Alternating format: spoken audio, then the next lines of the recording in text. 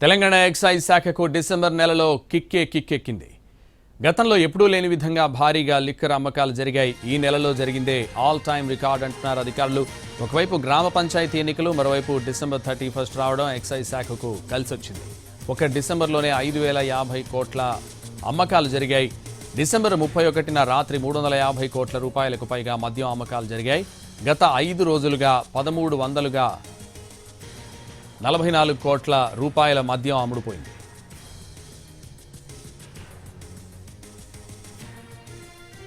సర్పంచ్ ఎన్నికలు, new year వేడుకలు కలిసి ఒకే నెలలో రావడంతో మద్యం అమ్మకాలు భారీగా పెరిగాయి. లిక్కర్ సేల్స్తో గత 5 రోజుల్లోనే ఎక్సైజ్ శాఖకు భారీ ఆదాయం సమకూరింది.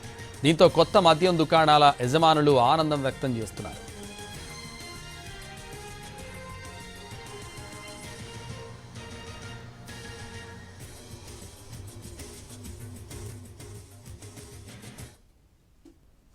తెలంగాణ ఎక్సైజ్ శాఖకు డిసెంబర్ నెలలో కిక్కు.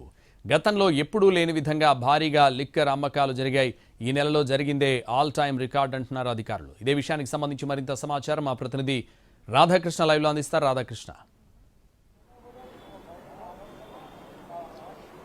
సంతోష్, గత సంవత్సరానికి ముగింపు పలుకుతూ కొత్త సంవత్సరానికి అదిరిపోయే కిక్కుతో స్వాగతం పలికారు రాష్ట్ర ప్రజలని చెప్పుకోవచ్చు. ఎందుకంటే ఒకటి కాదు రెండు కాదు, దాదాపు 5,000 కోట్ల రూపాయల మద్యం అమ్మకాలు ఈ ఒక్క డిసెంబర్ నెలలోనే జరిగాయి. అది కూడా రాత్రి దాదాపు 350 కోట్ల రూపాయలకు పైగా కూడా మద్యాన్ని తెలంగాణ రాష్ట్ర ప్రజలు సేవించారంటే అర్థం చేసుకోవచ్చు ఏ విధంగా మద్యం అమ్మకాలు జరిపాయి.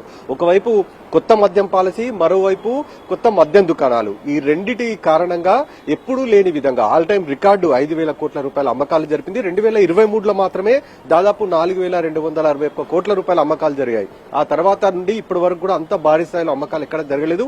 ఈ ఏడాది అంటే 2025లో మాత్రం భారీ స్థాయిలో 5,000 కోట్ల రూపాయల అమ్మకాలు జరుపుతూ కొత్త సంవత్సరానికి మాత్రం ఆల్ టైమ్ రికార్డు తోటి స్వాగతం పలికినట్లుగా మనకు చాలా స్పష్టంగా తెలుస్తుంది. దాదాపు ప్రతి వైన్ షాప్ కి సంబంధించి డిపోల నుండి తెచ్చుకున్న స్టాక్ ఏదైతే ఉంటుందో ఆ స్టాక్ అంతా కూడా పూర్తి స్థాయిలో అమ్మకాలు జరగడంతో కొత్త వ్యాపారస్తులు అంటే ఈ ఇటీవలనే మద్యం దుకాణాలకు సంబంధించిన లైసెన్స్ పొందిన వ్యాపారస్తులు ఎవరైతే ఉన్నారో వాళ్ళందరిలో కూడా జోష్ నిండిందనే మనం చెప్పుకోవాలి. ఒకవైపు సర్పంచ్ ఎన్నికలు, అదే సమయంలో న్యూ ఇయర్ వేడుకలకు ఒకే నెలలో రావడంతో పూర్తి స్థాయిలో అమ్మకాలు జరపడంతో వాళ్ళంతా కూడా సంబరాల్లో మునిగిపోయిన పరిస్థితి ఉంది. ఎందుకంటే చాలా మంది కొత్తగా వచ్చిన వాళ్ళు ఉన్నారు, వాళ్ళకి అమ్మకాలపైన పూర్తి స్థాయిలో అవగాహన లేదు. అయినా కానీ ఇంత భారీ స్థాయిలో అమ్మకాలు జరపడంతో వాళ్ళంతా కూడా ఒకవైపు సంతృప్తి వ్యక్తం చేస్తున్న పరిస్థితి ఉంటే, మరొక వైపు రాష్ట్ర ప్రభుత్వానికి కూడా ఈ ఏడాది మద్యం అమ్మకాల్లో డిసెంబర్ నెలలో భారీ ఆదాయం అయితే చేకూరింది.